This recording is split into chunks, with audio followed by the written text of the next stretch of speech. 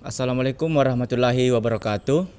Perkenalkan, kami dari kelompok 2 yang beranggotakan 4 orang dengan saya sendiri Diar Rusanda dengan NIM 46122107.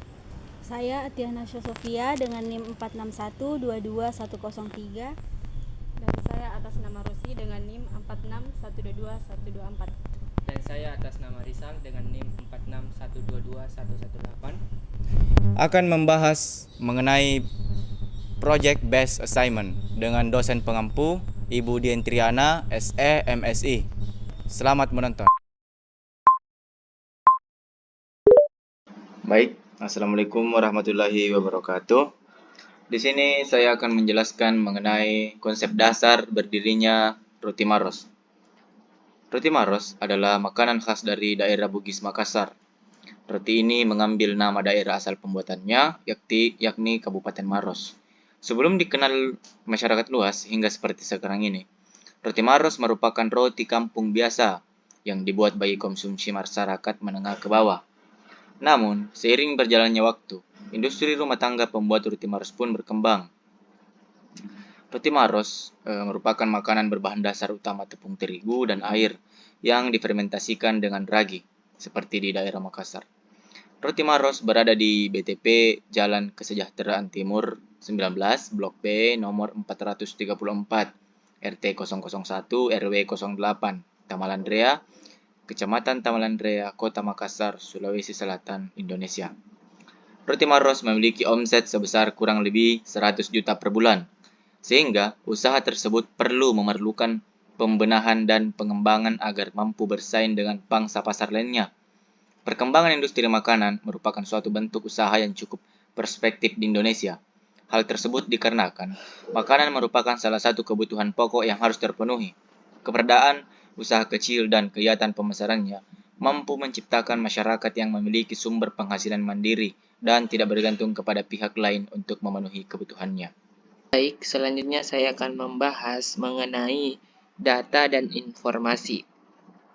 Jadi rencana investasi Roti Maros dalam hal penggantian peralatan, pihak perusahaan mempertimbangkan penggantian proyek A dalam rencana investasi ini diperkirakan membutuhkan modal sebesar 180 juta. Perusahaan mengambil dua kebijakan pendanaan, yaitu yang pertama saham biasa. Jadi saham biasa ini diterbitkan dengan nilai nominal 2.500 per lembar dengan biaya emisi 1.000 per lembar. Perusahaan diperkirakan mampu membayar dividen tahun pertama kepada para investor sebesar 500 per lembar. Dividen diperkirakan akan mengalami pertumbuhan sebesar 5% per tahun. Dan yang kedua ada kredit bank. Kebijakan pendanaan melalui kredit bank diterbitkan dengan nilai nominal 50.000 per lembar dengan tingkat bunga 8%, pajak penghasilan 25%. Pada saat jatuh tempo nilai kredit bank di sebesar 65.000. Selanjutnya ada rincian pendanaan. Rincian pendanaan proyek A terdiri atas Oven Rotary sebesar 130 juta, biaya pemasangan 4 juta, biaya listrik 12 juta, biaya pengantaran 1.500.000, biaya gaji 3.500.000 dan biaya operasi lainnya 29 juta. Sehingga total kebutuhan pendanaan untuk usaha Roti Maros sebesar 180 juta. Selanjutnya sumber pendanaan. Usaha Roti Maros menggunakan dua alternatif struktur modal sebagaimana ditunjukkan tabel di atas. Sumber dana kredit bank untuk alternatif 1 40% dan 40% sebesar 72 juta. 72 juta diperoleh dari total pendanaan 180 juta dikali 40%. Sehingga menghasilkan 72 juta. Dan untuk alternatif 2 sebesar 63 juta diperoleh dari 180 juta dikali alternatif 2 35%.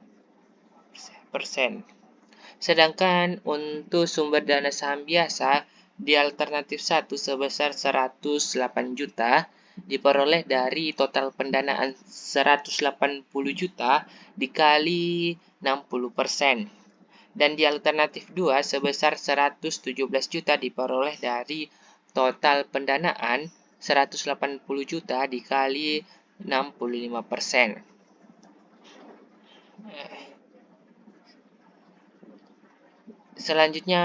Selanjutnya estimasi laba operasi, di mana pendapatan untuk usaha Roti Maros sebesar 165 juta, harga pokok penjualan 75.500.000 sehingga menghasilkan laba kotor 89.500.000.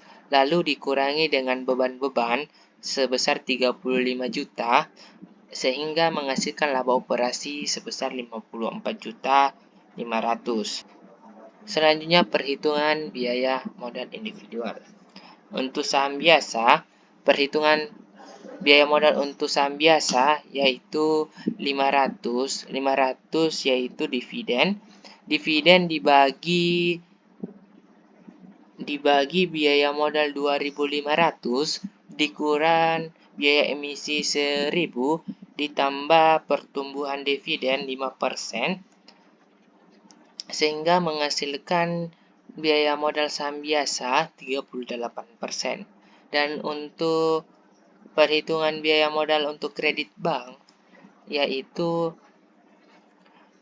tingkat bunga 8% dikali dengan 1 dikurang pajak penghasilan 25% sehingga menghasilkan 6% untuk kredit bank. Dari perhitungan di atas dapat dilihat besarnya biaya modal individual untuk saham biasa sebesar 38% dan kredit bank atau obligasi sebesar 6%. Perhitungan untuk alternatif 1, struktur modal yang pertama untuk kredit bank, proporsi modal 40% dan biaya modal 6%. WACC itu 2,4% diperoleh dari proporsi modal 40% dikali biaya modal sehingga menghasilkan WACC 2,4%. Dan untuk saham biasa untuk alternatif 1 yaitu proporsi modalnya 60% dan biaya modalnya 38%. Sehingga menghasilkan WACC 22,8 yang diperoleh dari 60% dikali dengan 38%. Sedangkan untuk alternatif 2, untuk kredit bank alternatif kedua, proporsi modal 35% dan biaya modalnya 6%. Sehingga menghasilkan WACC 2,1%. Dan saham biasa proporsi modalnya 65% dan biaya modalnya 38% sehingga menghasilkan 24,7%.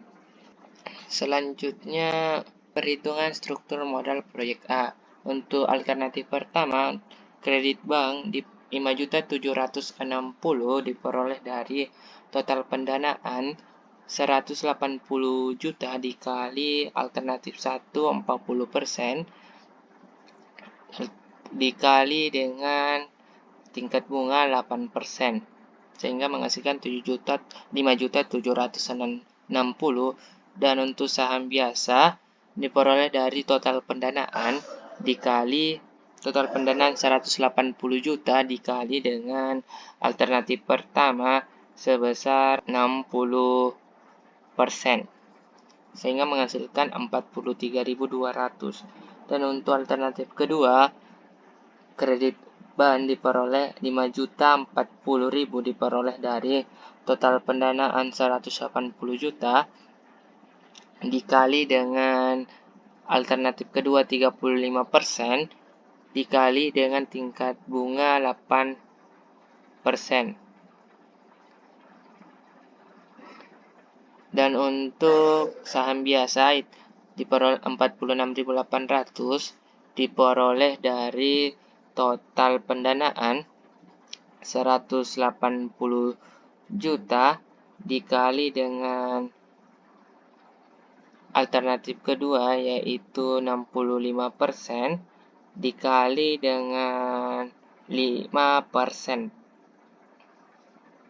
sehingga menghasilkan 46.800. Di different point untuk alternatif 1 5.760 dan untuk alternatif kedua 5.040.000. Dan untuk saham alternatif 1 43.200 dan alternatif kedua 46.800.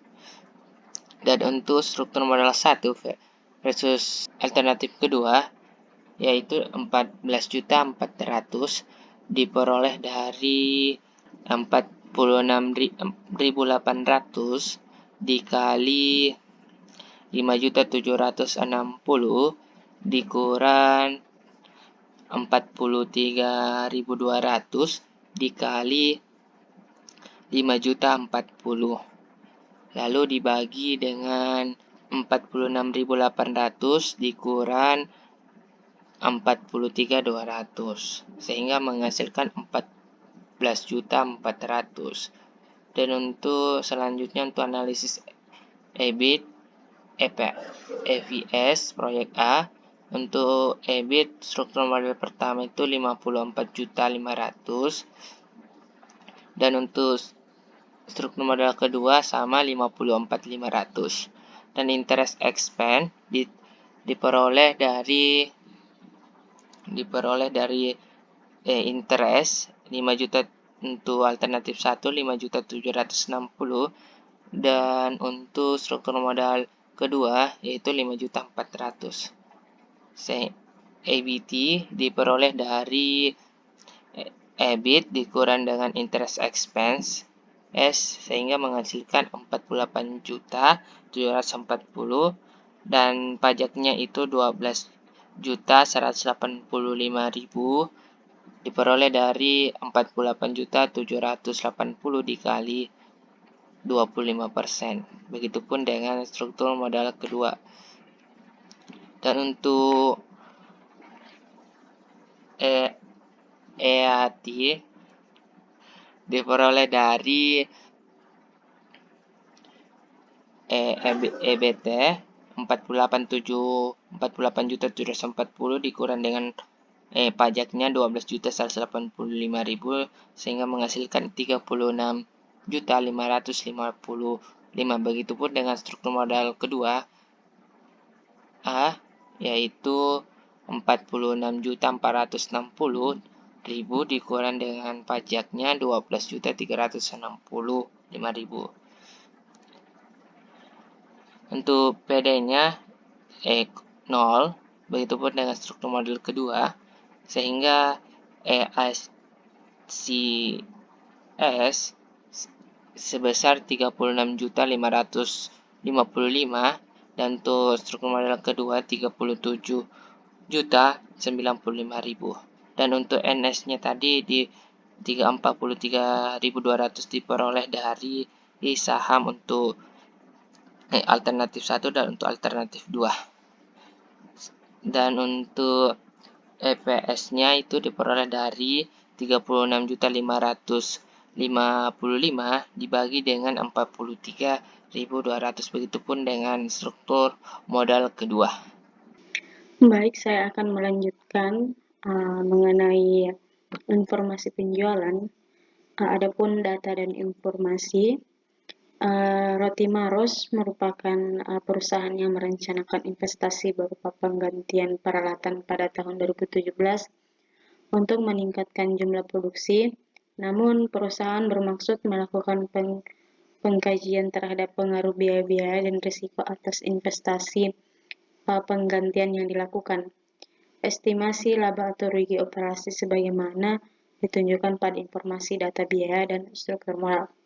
Selanjutnya yaitu rincian informasi penjualan. Uraian yaitu volume dengan proyek 16.500, harga jual 10.000, harga pokok 3.000, dan beban-beban 1.000.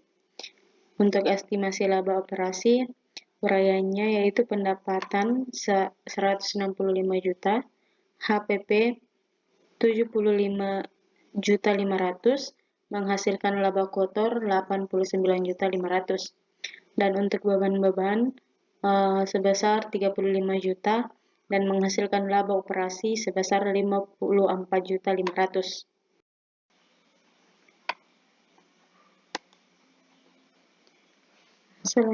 Selanjutnya yaitu perhitungan BEP. Yang pertama yaitu menghitung BEP operasi proyek investasi. Uraiannya pertama biaya tetap sejumlah 40 juta, biaya variabel 3.000 per bungkus, harga jual 10.000. Untuk mendapatkan BEP unit, rumusnya yaitu biaya tetap dibagi dengan harga jual kurang biaya variabel dan menghasilkan 5.714. Untuk menghasilkan BEP rupiah yaitu biaya tetap dibagi dengan 1 dikurang dengan biaya variabel kurang dengan harga jual dan menghasilkan 57.850.857. Dan untuk nomor 2 yaitu menghitung peningkatan 15%. Nah, pertama itu pendapatan operasi. Pendapatan operasi didapat dari pendapatan dikali dengan 15% ditambah dengan pendapatan menghasilkan 189.750.000. Dan untuk total biaya variabel didapat dari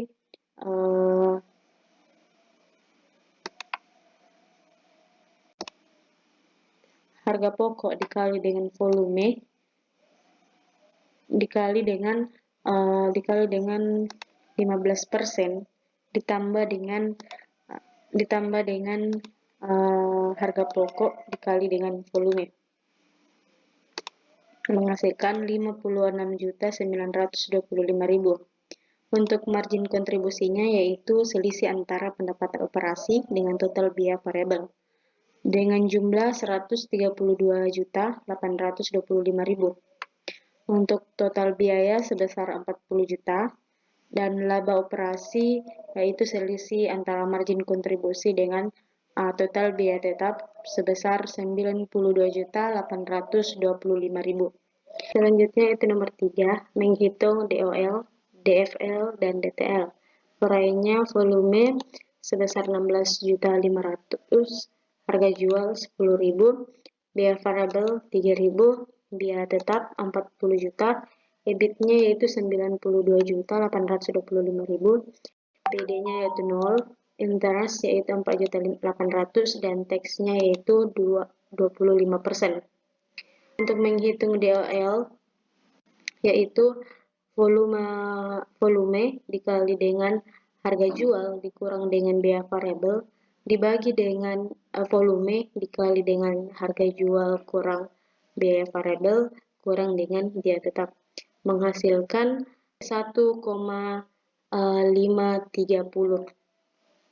Dan untuk mendapatkan DVL yaitu EBIT 92.825.000 dibagi dengan EBIT 92.825.000 dikurang dengan 4.800 menghasilkan 1,055. Dan untuk menghasilkan DTL yaitu hasil dari DOL dikali dengan hasil dari DFL yaitu 1,530 dikali dengan 1,055 menghasilkan 1,61322. Baiklah, selanjutnya akan menjelaskan tentang cash flow, PBP, NPV, IRR, dan PI. Rotimaros merupakan perusahaan yang merencanakan investasi berupa penggantian peralatan pada tahun 2017 untuk meningkatkan jumlah produksi. Kebutuhan modal investasi untuk proyek A sebesar 180 juta. Namun, ada penambahan dari rincian dana untuk proyek ini sehingga kebutuhan modalnya bertambah menjadi 185 juta. Tarif pajak penghasilan yaitu 25%. Selanjutnya kita masuk ke perhitungan ICO atau biasa disebut dengan Initial Coin Offering. Di sini ada beberapa uraian. Yang pertama yaitu pendapatan operasi. Pendapatan operasi sebesar 165 juta. HPP sebesar 75.500.000. Laba kotornya yaitu sebesar 89.500.000 didapat dari pendapatan operasi dikurang dengan HPP. Beban-beban operasinya sebesar 35 juta. Laba operasi sebelum pajak yaitu 54.500.000 didapat dari laba kotor dikurang dengan beban-beban operasi. Beban pajaknya sebesar 13.625.000 didapat dari laba operasi sebelum pajak dikali dengan 25%. Jadi, laba setelah pajak yaitu sebesar 40.875.000 didapat dari operasi sebelum pajak dikurang dengan beban pajak. Selanjutnya yaitu perhitungan ICO. Ada dua jenis pengeluaran. Yang pertama yaitu biaya persiapan dan yang kedua yaitu oven rotary. ICO untuk biaya persiapan sebesar 437.500. Untuk oven rotary sebesar 130 juta. Untuk penyusutan per tahun pada biaya persiapan yaitu sebesar 62.500.000 didapat dari ICO untuk biaya persiapan dibagi dengan 7. Untuk oven rotary biaya penyusutan per tahunnya yaitu sebesar 18.571.429 rupiah didapat dari ICO untuk oven rotary dibagi dengan 7. Jadi total penyusutan per tahun yaitu sebesar 81.071.429 rupiah. Untuk total penyusutannya yaitu untuk biaya persiapan sebesar 437.500.000 didapat dari penyusutan per tahun dikali dengan 7.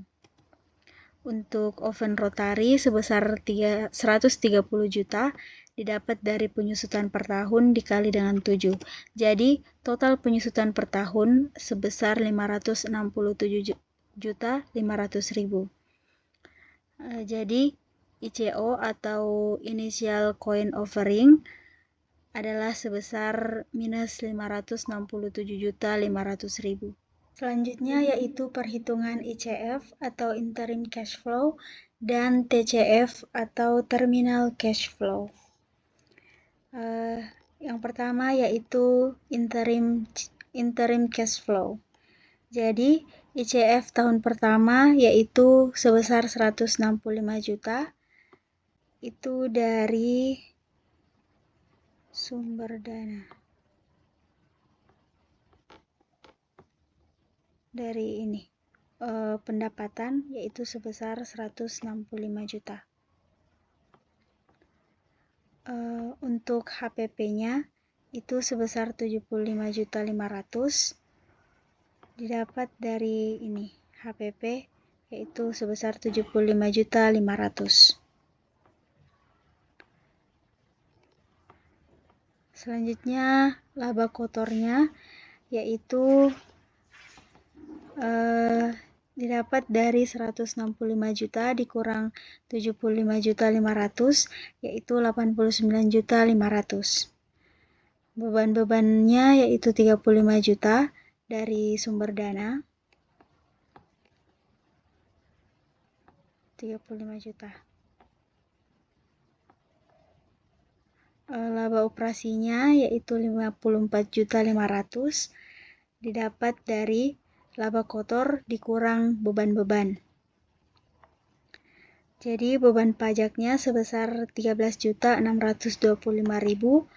didapat dari laba operasi dikali dengan tarif pajaknya yaitu sebesar 25%. Jadi laba operasinya yaitu 40.875.000 didapat dari laba operasi sebelum pajak dikurang dengan beban pajak. Beban depresiasinya yaitu sebesar 81.429 rupiah dari penyusutan per tahun, total penyusutan per tahun. Jadi interim cash flow-nya yaitu laba operasi ditambah dengan beban depresiasi. Jadi sebesar 121.946.429 rupiah. Selanjutnya yaitu terminal cash flow. Pendapatannya sama sebesar 165 juta. HPP-nya juga 75.500.000. Laba kotor pendapatan dikurang HPP sama dengan 89.500.000. Beban-bebannya 35 juta. Laba operasinya 54.500.000 yaitu dari laba kotor sebelum pajak dikurang dengan beban-beban. Beban pajaknya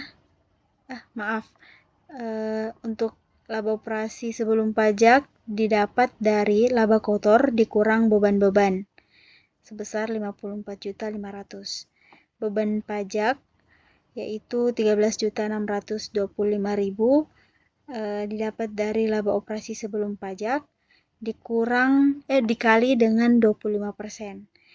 Jadi laba operasi setelah pajak yaitu 40.875.000 didapat dari laba operasi sebelum pajak dikurang beban pajak. Beban depresiasinya juga sama seperti di interim cash flow yaitu 81.071.429 rupiah. Jadi TCF-nya atau terminal cash flow-nya yaitu sama sebesar 121.946.429 rupiah. Selanjutnya yaitu perhitungan PBP atau payback period. Jadi rumus PBP adalah ICO dibagi dengan annual cash flow. Jadi ICO-nya sebesar 567.500.000, annual cash flow-nya sebesar 121.946.429 rupiah. Dan totalnya yaitu 4,654. Jadi itu setara dengan 5 tahun, 4 bulan, 15 hari. Berdasarkan perhitungan ini, diketahui bahwa payback periodnya yaitu 5 tahun, 4 bulan, 15 hari, yang berarti investasi proyek ini layak diterima karena pengembalian modal lebih cepat dibandingkan periode proyek yaitu 7 tahun. Baiklah, selanjutnya saya akan menjelaskan mengenai net present value. Yang dimana dengan diskon faktor 2%. Kita lihat pada tahun pertama itu nilainya 0,980. Didapat dari rumus 1 dibagi dalam kurung 1 tambah 2%. Dipangkatkan dengan tahun sesuai tahunnya. Tahun pertama berarti pangkat 1. Dan perhitungannya terus sampai dengan tahun ke-7 dengan total 6,472. Oke, jadi kita ketahui net present value-nya sebesar 76.767.500 dengan rumus minus 576.500.000 ditambah dengan 100.937.500 dikali dengan 6.000 6,472. Berdasarkan kriteria penerimaan, investasi ini layak diterima karena net present value-nya di atas 0 atau melebihi 0. Kemudian selanjutnya internal rate of return.